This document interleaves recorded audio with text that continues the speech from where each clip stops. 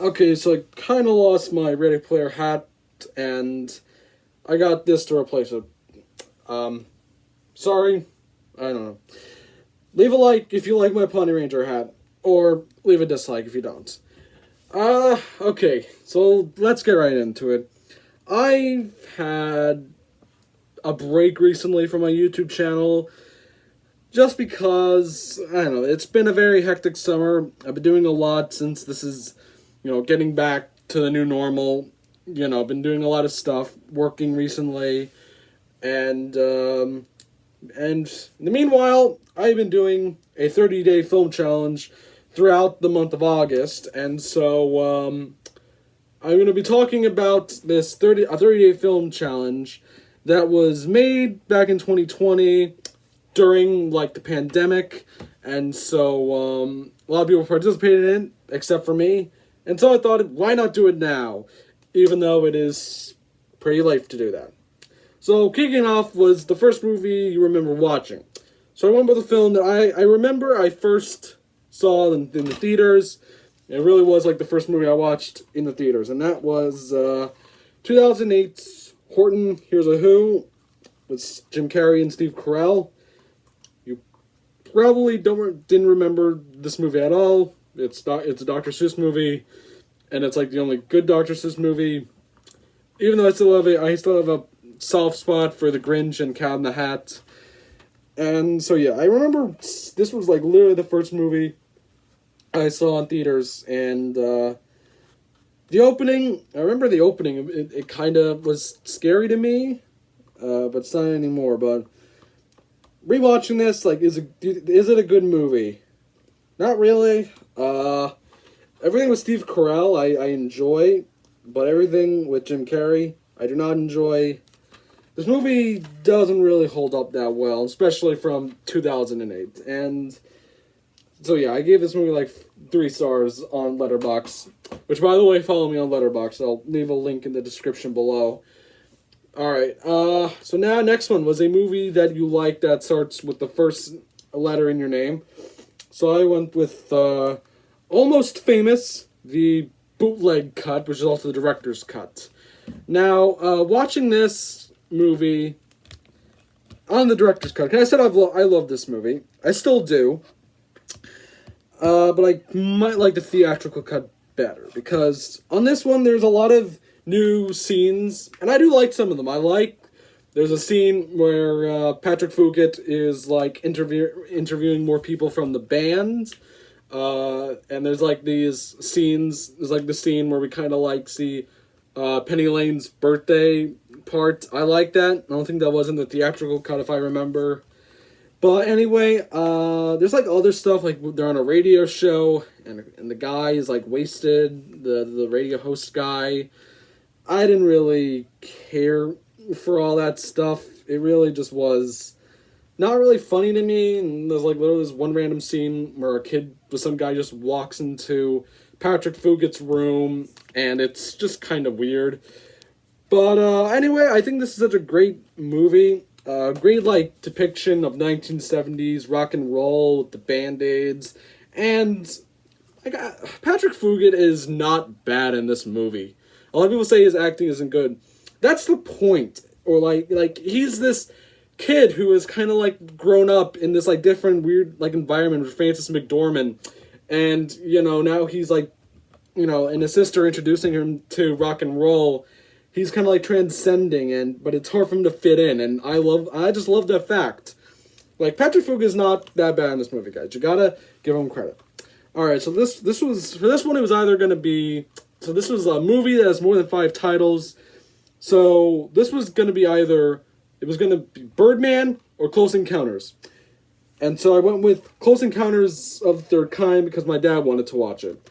And, wish I watched Birdman. So, this movie's not bad or overrated. I like it. But the sense of this movie is that it's really the ending. And the ending is really good. I really do love the ending. It is like the visuals are really good. It definitely is like one of Spielberg's like nicest looking movies, because Spielberg isn't have a good track record with like nice looking movies.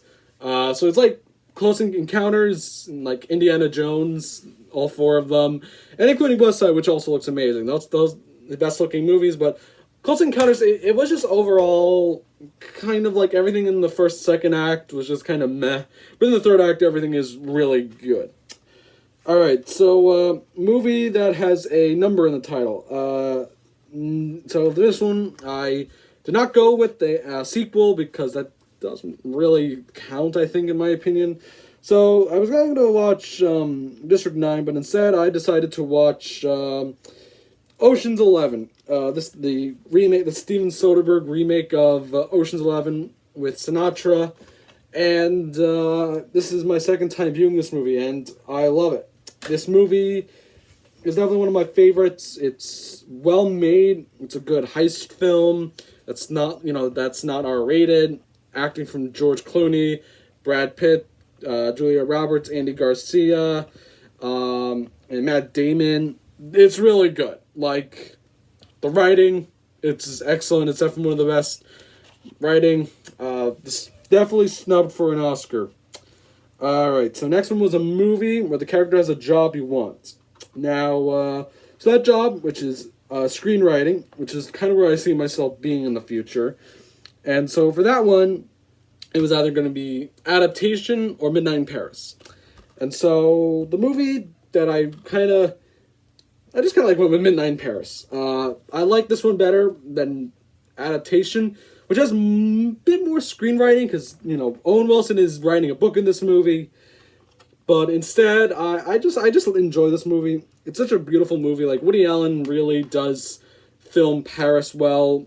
He really, like captures Paris in such a beautiful way. It's really good. And, Midnight in Paris, phenomenal movie. And I wish I had Owen Wilson's job. Alright, next one. Your favorite animated movie. And so, for that one, I went with the Lego Movie.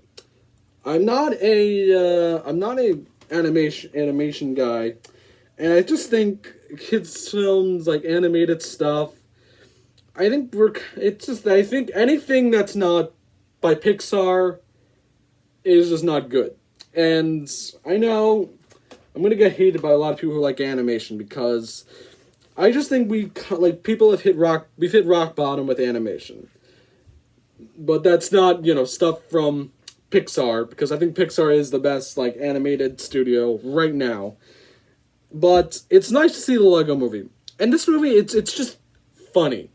It really is a funny kids film that adults can enjoy, because there's not one fart joke or burp joke.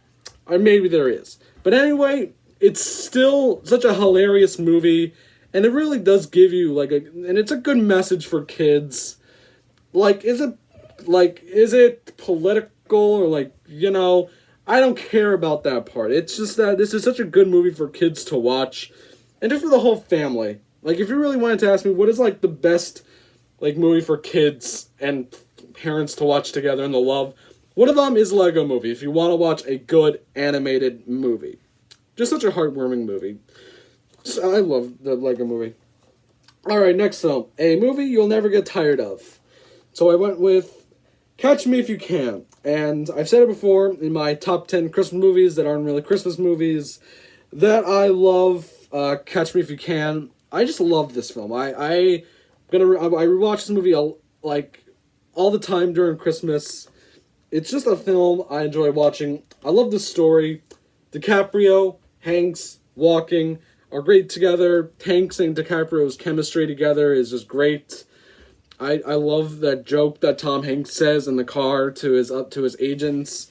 I just love this story about this young kid who kind of just goes off on his own in life and just kind of pursues this life of crime. And I don't have that much to say. It's just I think it's such a perfect movie. It's one of Spielberg's best. It's top 3. And it's amazing. It is such an amazing crime thriller by Spielberg that he really does pull off. Alright, so next film was a movie that has a soundtrack that's better than the movie itself. So now I was either going to go with like other movies like Across the Universe and Darjeeling Limited, but I feel like since the movie's like sort of reboot sequel was coming out, I decided to go with Suicide Squad. And yeah, this movie, it really, like, the soundtrack, it is a good soundtrack. I like these are like a lot of great songs, like Sympathy for the Devil, Fortunate Son, Paranoid, Spirit in the Sky, and I even like the song Heathens. I don't know, it's kind of an enjoyable song. It is really good. But the movie it's a mess. Like, the editing especially isn't really good. A lot of just, like, character development isn't well defined. There's, like, good actors in it, like Will Smith, Viola Davis, and Margot Robbie, but everyone else is just kind of, but their characters aren't well defined. But at least there's, like, one good performance by Jai Courtney. But anyway, the film just doesn't work at the end. Alright, next one. A movie that everyone else likes that you do not. So that one has to go to, for me, it's Ridley Scott's Alien. Yeah, Alien. On that box set I have. And I'm not the fan of Alien, as I said. I mean, I literally saw this movie in the theaters just this New Year's Day.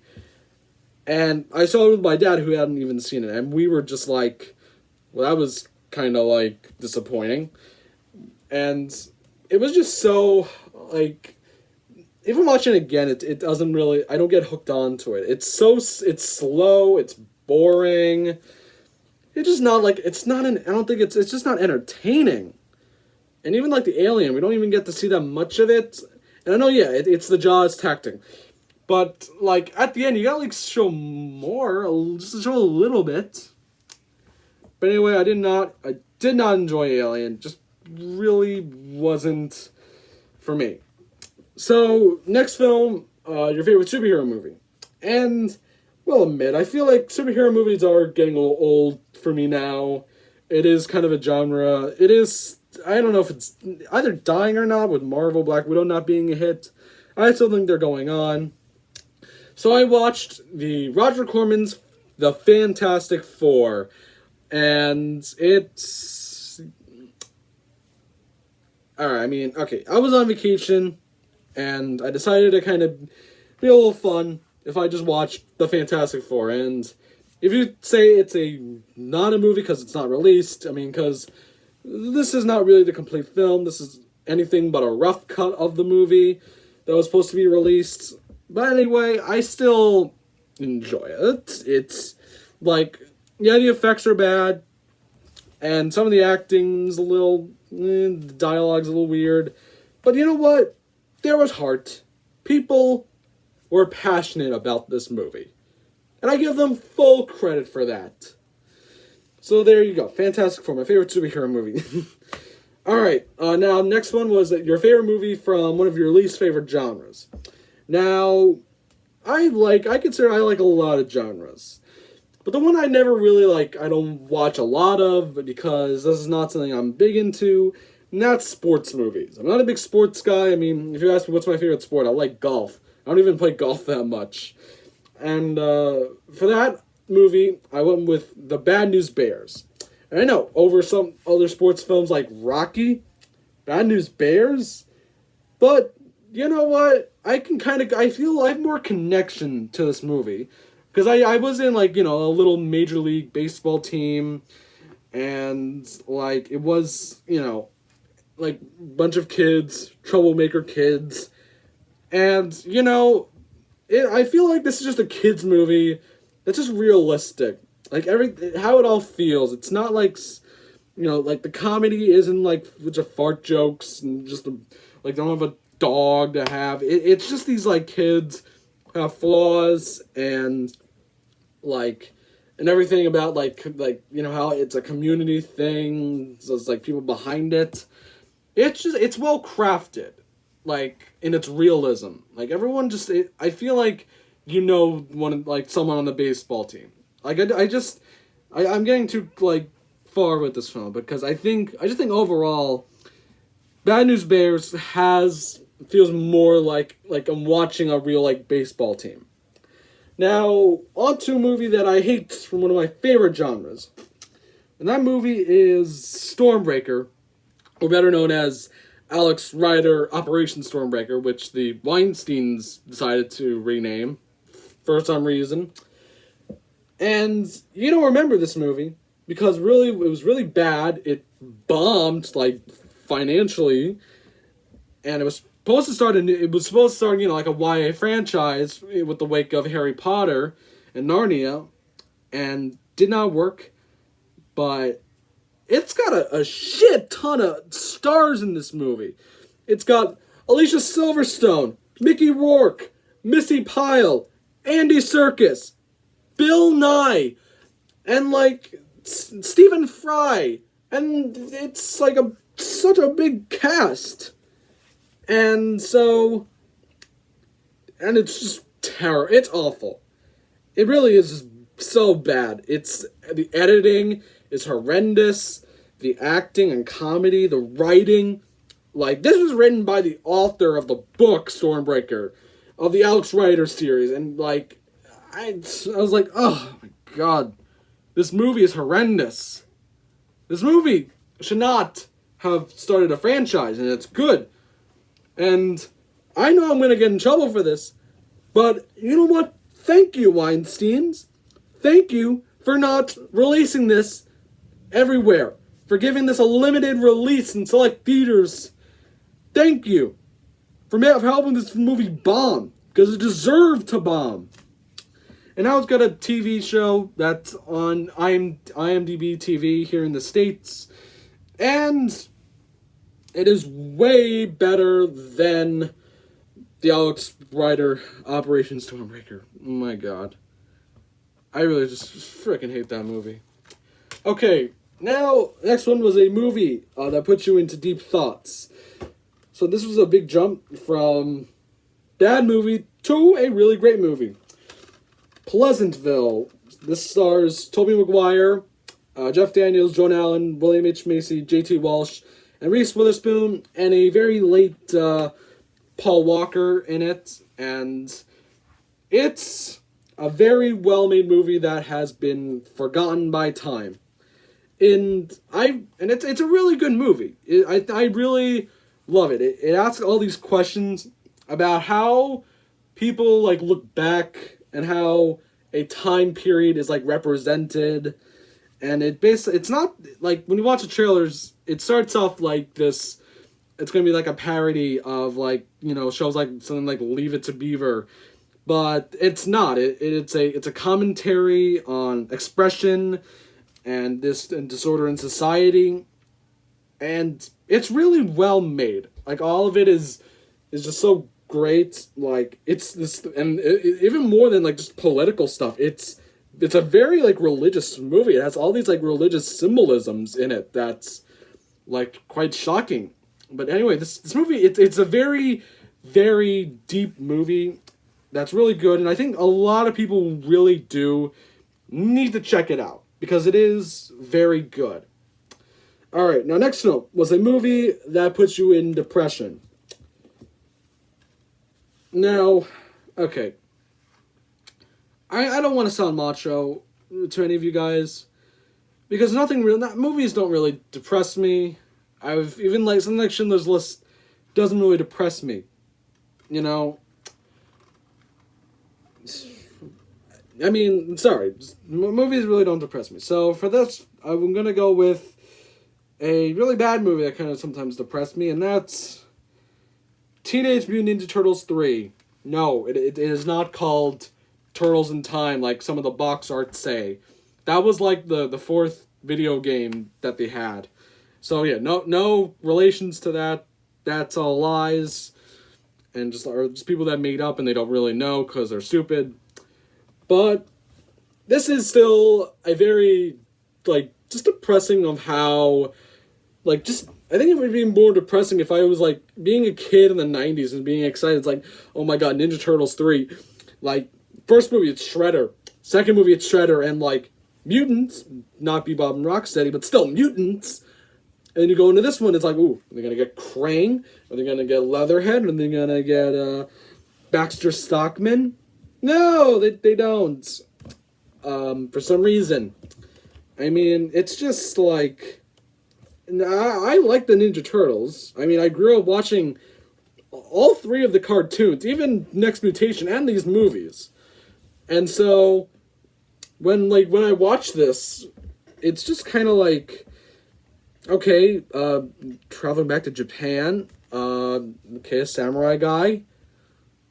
But he's not even the main villain. The daimyo, that's his name. The daimyo, not the villain of the movie. It's a British merchant.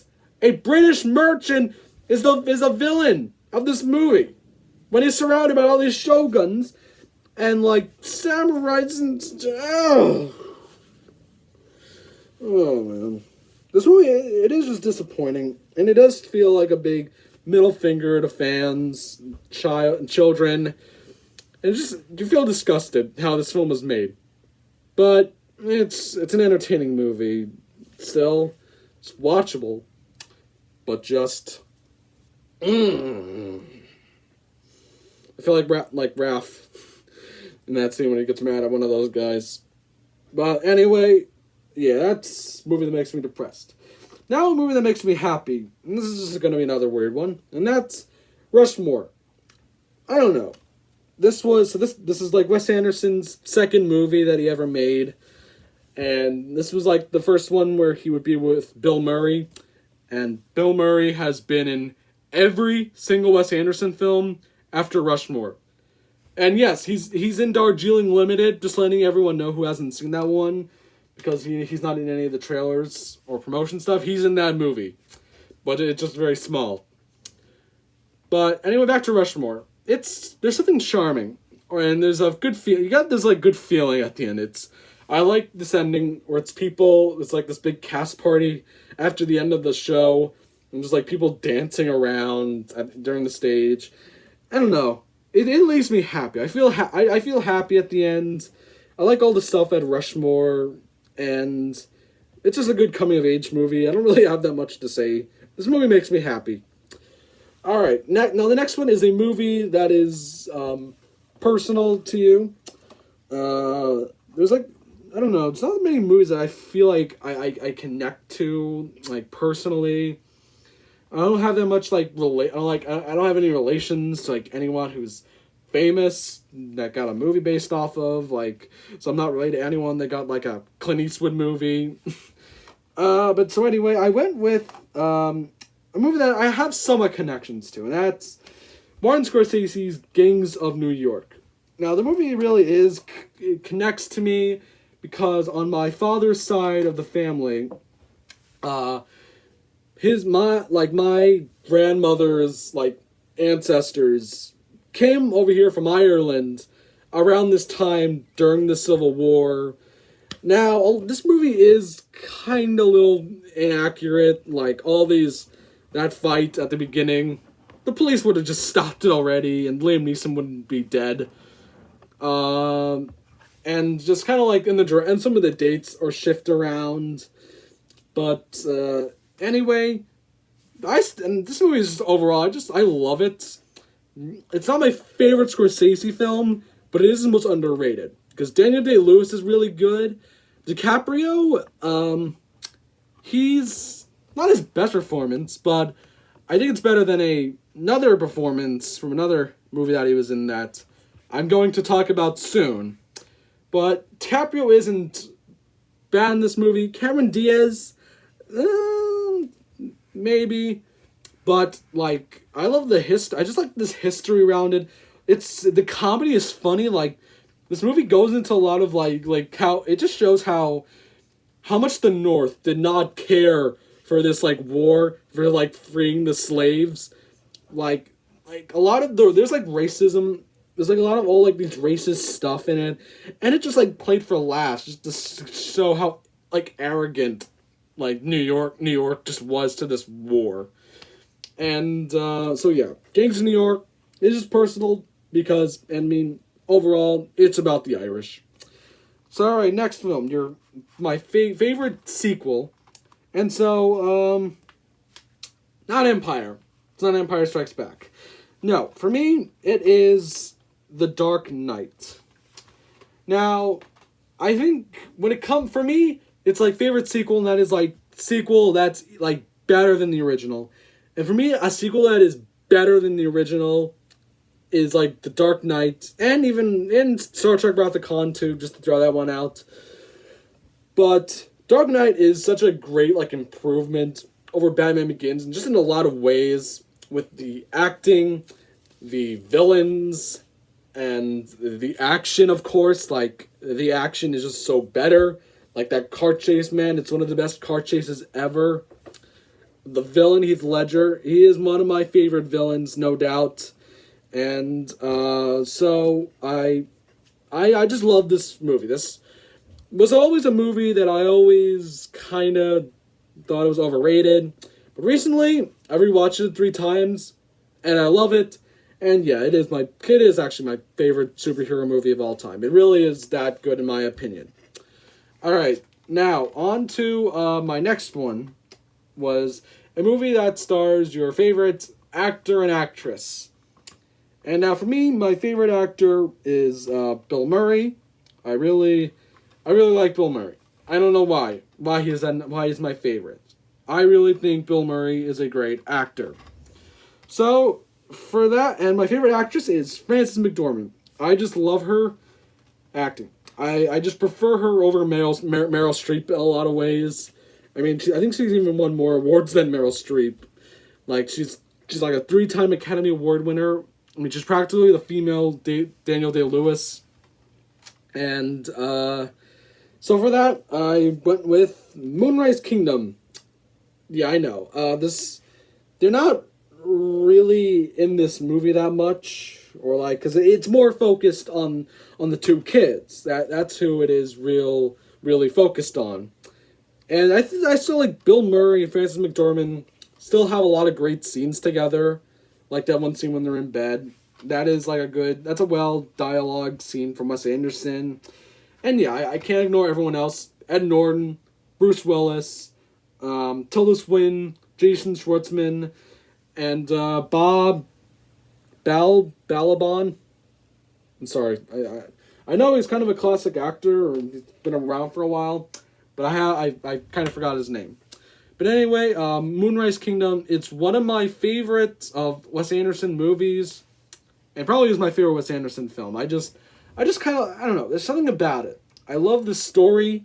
I love the comedy, because this is like, this is present day Wes Anderson, like post Fantastic Mr. Fox. I still haven't seen Fantastic Mr. Fox. I gotta see that movie.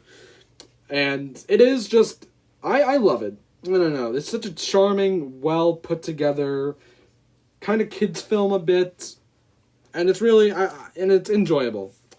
So yeah, that's Moonrise Kingdom. All right, next movie, a movie that is by your favorite director.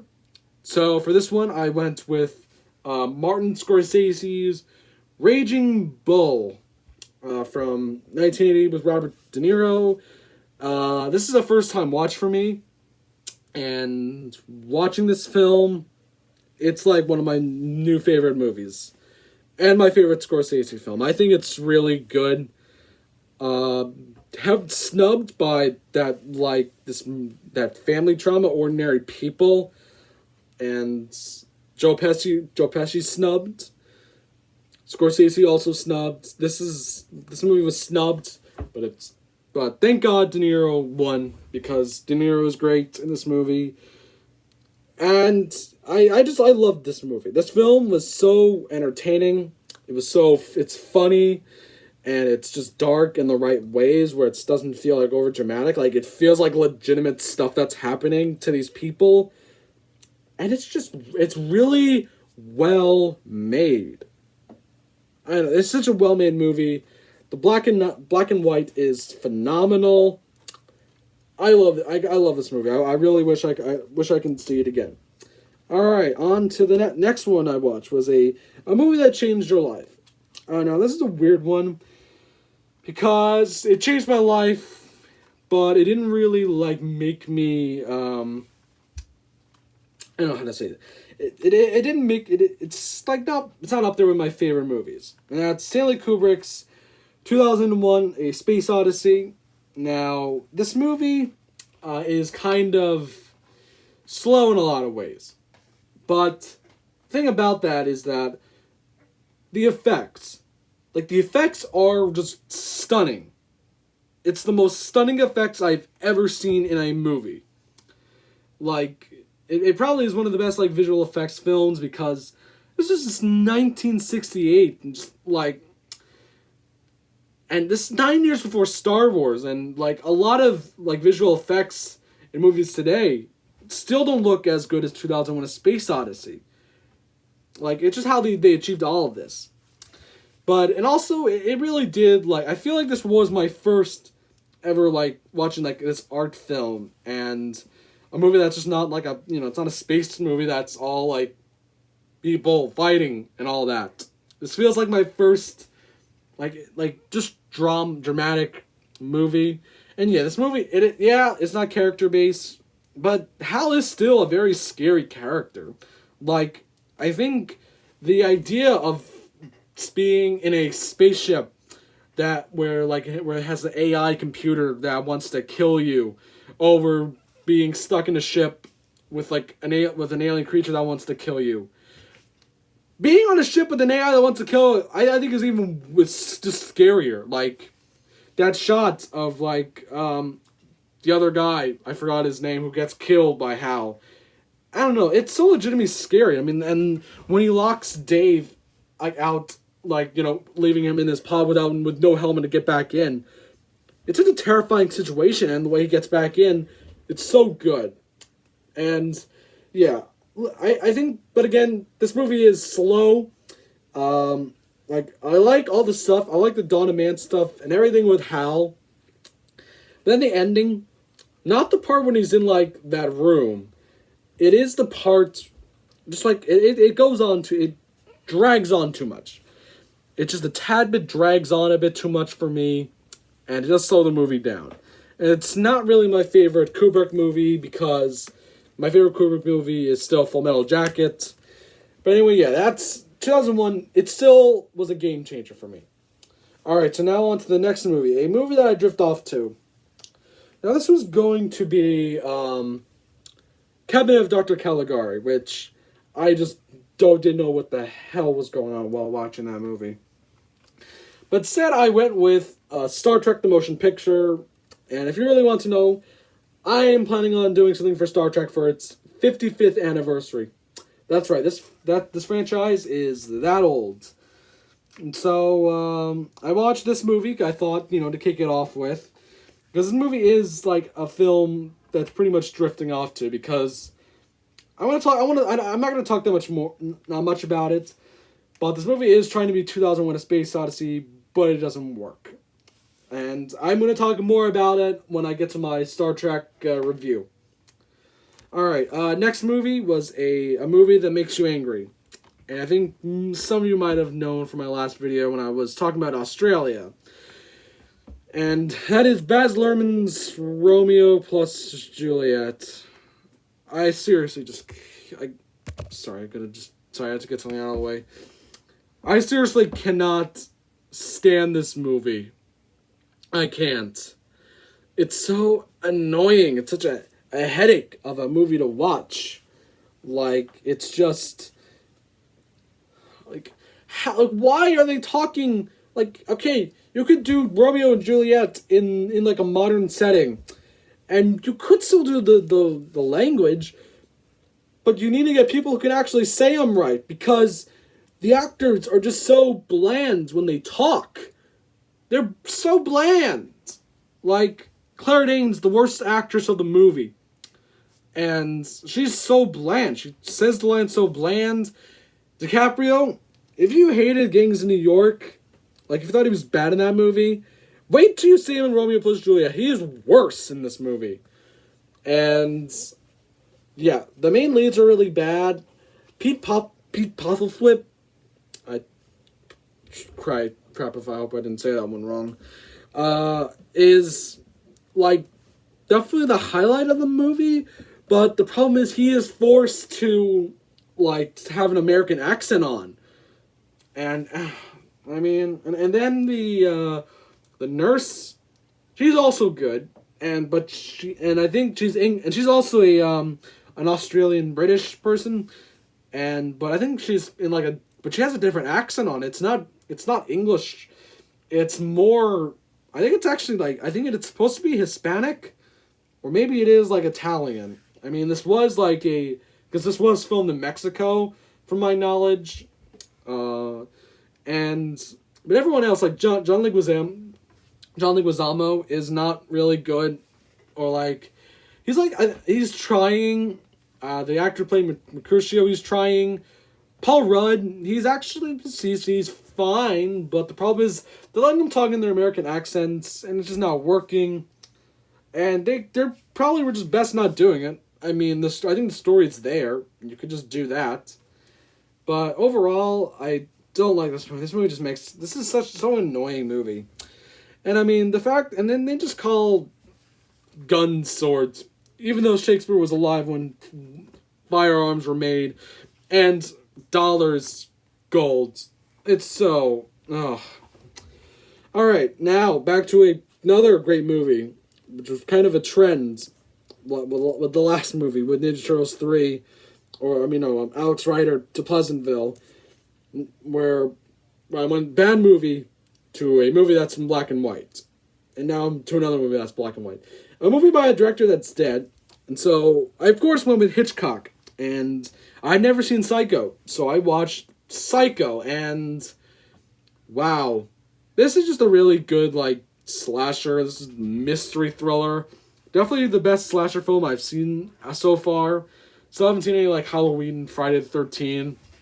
But Psycho is I don't know. I don't know what to say. It's like I mean the fact that Hitchcock like told theaters to not allow anyone in the theaters like after like when it starts, which was pretty ballsy of him.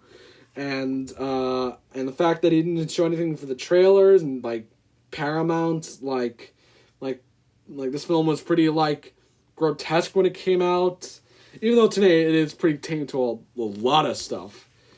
But it's really well suspenseful. The fact that they killed off the main character, even though I still think Norman is the main character, and it's like a good mystery thriller too. I don't know. It's just Hitchcock really made a well-made, entertaining film. And I really do want to watch this movie again. It's so well-made, good mystery thriller by the master himself, Hitchcock. Okay, so the next one was a movie that I wish I saw in theaters. Now, I didn't want to go with something like, I wish I saw Star Wars when it first came out in 1977. I didn't want to do that. I wanted to go with the movie that I remember I wanted to see in theaters, but my parents didn't want to see it either because it was like I was too young for it, or I wasn't available to see it. And that movie was Isle of Dogs.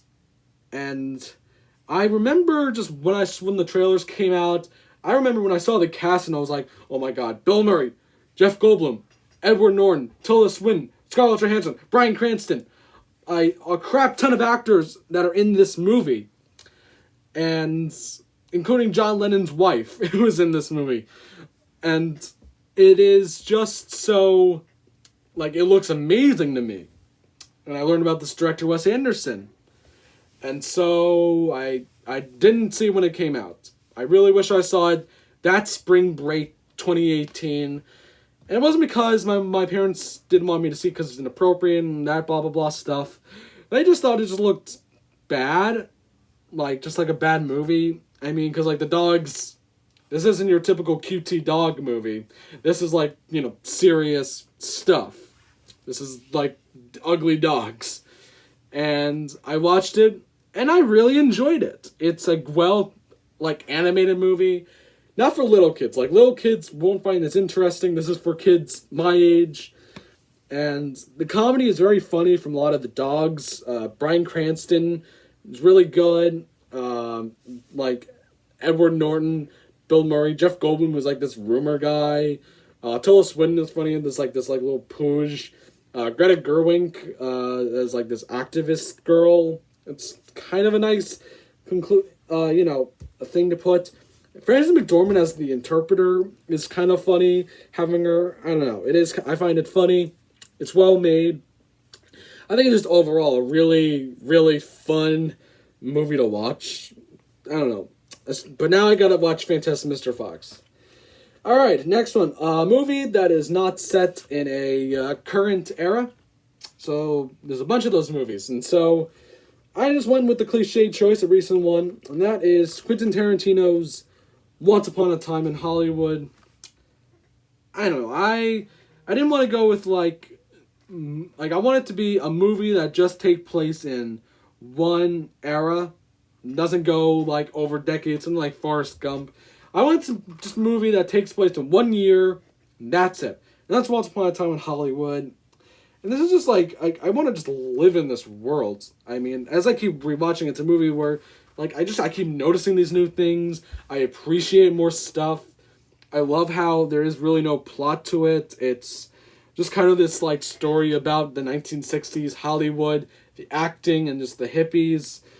And I don't know. I just loved this movie. It really was. It's might be my favorite Tarantino film. Also Reservoir Dogs.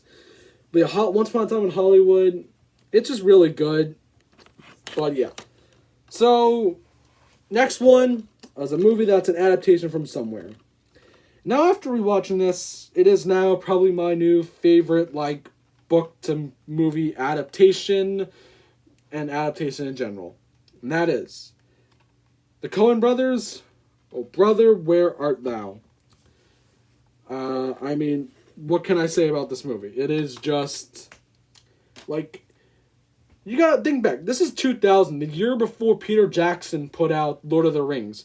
And here you have the directors of Fargo make a movie that's, like, based around a Greek mythology that's thousands of years old, and set it literally in just, like, in Jim Crow's, Mississippi South. And it's funny, it's well acted, like, everything feels, like, right.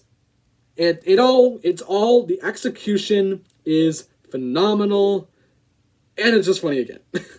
And I just love all the actors. Clooney, John Turturro, Tim Blake Nelson, John Goodman, Holly Hunter, and everyone else is really, really stellar in this movie. Alright, next film is a movie that is visually stunning to me. And this movie was by the same cinematographer as No Brother, Where Art Thou? Roger Deakins. Now, it was either this one, Interstellar, or Mad Max Fury Road. I had to go with Blade Runner 2049, which was Roger Deakins' first Oscar win. And it's really good. I like the visuals in Blade Runner 2049 is stellar. There's always something like to it. I like it. It is so like down to earth and dirty, but then it's also beautiful at the same time with like all the technology stuff. Like, I just love how this movie goes back and forth with looking ugly to then looking beautiful at the same time. It's just really great. But the movie, I talked about this movie on like a Blu-ray collection video I made. Don't watch it, it's pretty bad. And I remember saying I don't think it's as good as Blade Runner. And I still don't think it's as good as the first Blade Runner. I think the plot is, to me, it is a little too all over the place in a way. But I think the original Blade Runner was more straightforward, which like where it had stuff to say. But anyway, yeah, that's Blade Runner 2049. It's such a beautiful looking movie. It's probably one of the best looking movies of all time. Alright, next movie. A movie that makes you fall in love. This is kind of a hard one. Yeah, I don't know. 'Cause some of these questions were a little weird, like, or just hard for me. This is the hardest one. A movie that makes me fall in love. Like, what movies make me fall in love? I don't know. So, for that one, I went with Harold and Maude. And, yeah, this was a... I don't know. I love this movie, and I think it's not even really a love story. It's more this coming-of-age story of this kid who was obsessed with death, and that's to learn to kind of, like, get over those things. And it's really well executed, in a way. I really just I enjoyed Harold and Maude a lot. A lot of it is just funny. I love that scene with him and his uncle talking about the military, and then it's a way for him to not get drafted, and so like he pulls this like scheme, and it's just well made. It's well put together. I don't know. I love it. All right. So the next one was a movie that makes you feel uncomfortable. All right, movies don't really make me feel uncomfortable. But a movie that kind of does is Mel Gibson's The Passion of the Christ. Now, yeah, this is something I've learned, when I was, like, in religion. And I learned this in, like, the Boy Scouts because we participated in this, like, thing at our church. And Mel Gibson just really shows what happened, like, how, like, the whole crucifixion process was for Jesus Christ. And I think, he does it portray it very accurately. I like... There is stuff I do like. I do like his portrayal of Pontius Pilate. It is, like... It feels like this, like, very flawed character. I think he is really good. I like... This... A lot of people say this movie is anti-Semitic, but I don't think... I think his point with, like, saying that the Jews killed Jesus... I think he really was just... I think he was just trying to say that Jesus, like, just loved... I think he was just showing how much Jesus... like, sacrificed, and, like, just showed how awful they were to him. It was just to show how much he was sacrificing to tell God to not, to forgive them. I think that's just what Mel was getting across. And I know, yeah, he said some stuff about them, but I don't know. I feel like Gibson really was trying to tell something there about it. But, I mean, yeah, the movie is, like, when it does get to that, it is, like... okay, I'll just get, like... Yeah, it is just constantly... Jesus is getting beaten up, and it does get a little drawn out for me. But anyway, like, it is still... I think it's a well-made movie. I think Braveheart is still his better film. But, yeah, it is... It's not a perfect movie. I still think there's a lot to, like, respect about it. And, I mean, Jim Caviezel got struck by lightning. You gotta give him something for that. Alright, the final film. The last film I watched. A movie that has a great ending. Or, like, your favorite ending. And, this is an obvious one. Inglourious Basterds. I said, there you go. The best, like, movie with a great ending. I mean, how could you say no to this?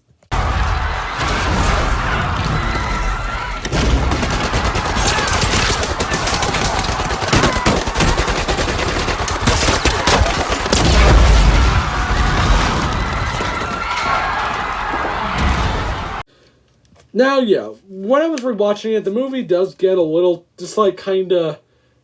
This is could be misleading movie for people who think it might be this, like, Tarantino war movie, and it's just people shooting Nazis, and it's not really that, because this is a lot of people sitting down talking a lot. There's a lot of that in this movie. We don't really see, like, the bastards don't even have that much screen time. You don't really get to know a lot of them. But anyway, it has a great ending with, like, a lot of build-up, and it's, like, such a fun payoff. And then like, the final scene with, like, kind of like how with History ending with, like, Christoph Waltz, probably one of, like, the top 3 best villains in cinema. Him just, like, him kind of, like, wanting everything, and, like, him saying that he was part of Operation Kino. and it is so funny. Like, I don't know, this is definitely, this or Hollywood is one of the funniest, like, Tarantino movies. Like, it is just always, it's just, like, funny. A lot of stuff is just hilarious, and I enjoy it. It is well put together war film. This should have been his, I think, this or Hollywood, it should have won. It really should have won Best Picture. But yeah, Inglourious Bastards is just overall a fun war film by Tarantino, and I enjoy it. So yeah, there you go. That's 30 movies over the course of 30 days. And so, I might do another one next year. I know there's like other lists out there, so maybe this is a fun thing I'll do like every August. So there you go. There you go, guys. And so thank you very much for watching this video. I hope you enjoyed it. If you did, please subscribe, leave a like, and leave a comment down below if you did the same thing that I did, coincidentally. So there you go. Thank you very much. And I'll see you next time for when I have something special for the movies that came out this summer.